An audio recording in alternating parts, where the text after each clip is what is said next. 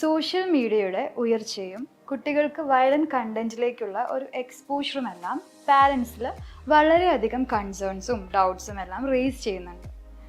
കുട്ടികൾക്കിപ്പോൾ easy ആയിട്ട് social media use ചെയ്യാൻ പറ്റുന്നത് കൊണ്ട് തന്നെ അവർക്ക് വയലന്റ് കണ്ടന്റിലേക്കുള്ള ഒരു എക്സ്പോഷർ ഈസി ആയിട്ട് കിട്ടുന്നുണ്ട്.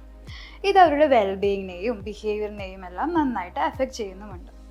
പാരൻസ് റേസ് ചെയ്യുന്ന വൺ ഓഫ് ദി കൺസേൺസ് ആണ് impact of social media on children's mental health and behaviour. Unrealistic ആയിട്ടുള്ള ബോഡി ഇമേജസും സൈബർ ബുള്ളിങ്ങും വയലന്റ് കണ്ടന്റും എല്ലാം കുട്ടികളിലെ സെൽഫ് എസ്റ്റീമിനെയും കോൺഫിഡൻസിനെയും എല്ലാം നെഗറ്റീവ്ലി എഫക്റ്റ് ചെയ്യാനുള്ള ഒരു ചാൻസ് ഉണ്ട്.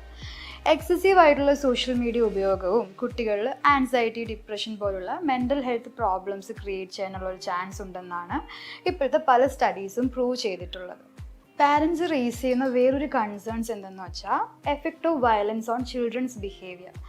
ഇപ്പോൾ കുട്ടികൾക്ക് വയലൻറ്റ് വീഡിയോ ഗെയിംസും മൂവീസും TV ഷോസും എല്ലാം എളുപ്പത്തിൽ കിട്ടുന്നുണ്ട് ആൻഡ് അത് അവർ യൂസ് ചെയ്യുന്നുമുണ്ട്.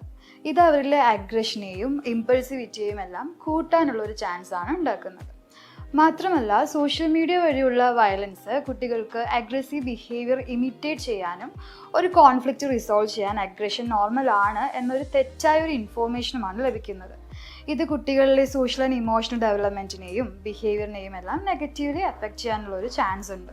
സോ ആസ് എ പാരൻറ്റ് നമുക്ക് ഈ സോഷ്യൽ മീഡിയ വഴി ഉണ്ടാകുന്ന വയലൻസിനെയും എല്ലാം കുട്ടികൾക്ക് വരാതിരിക്കാൻ എന്തെല്ലാം ചെയ്യാൻ പറ്റുമെന്ന് നോക്കാം. ഒന്നാമതായിട്ട് അവരുടെ സ്ക്രീൻ ടൈം മോണിറ്റർ ചെയ്യുകയും അത് കുറയ്ക്കുകയും ചെയ്യുക. കുട്ടികളുമായിട്ടൊരു ഓപ്പൺ കമ്മ്യൂണിക്കേഷൻ ഉണ്ടാവണം പാരൻസ്. മൂന്നാമതായിട്ട് നമ്മൾ ചെയ്യേണ്ട കാര്യം പാരൻസ് ആയിരിക്കണം കുട്ടികളുടെ റോൾ മോഡൽസ്. കുട്ടികൾ പലപ്പോഴും മാതാപിതാക്കളുടെ ബിഹേവിയർ ഇമിറ്റേറ്റ് ചെയ്യുന്നു. അതുകൊണ്ട് തന്നെ നിങ്ങളുടെ സ്വന്തം സ്ക്രീൻ ടൈം കൺട്രോൾ ചെയ്യുകയും അഗ്രസീവും വയലൻറ്റുമായിട്ടുള്ള ബിഹേവിയർ എല്ലാം കാണിക്കാതിരിക്കുകയും ചെയ്യുക. സോഷ്യൽ മീഡിയയുടെ നെഗറ്റീവ് സൈഡ് എൻകറേജ് ചെയ്യാതെ അതിലെ പോസിറ്റീവ് സൈഡിനെ എൻകറേജ് ചെയ്യാൻ ട്രൈ ചെയ്യുക.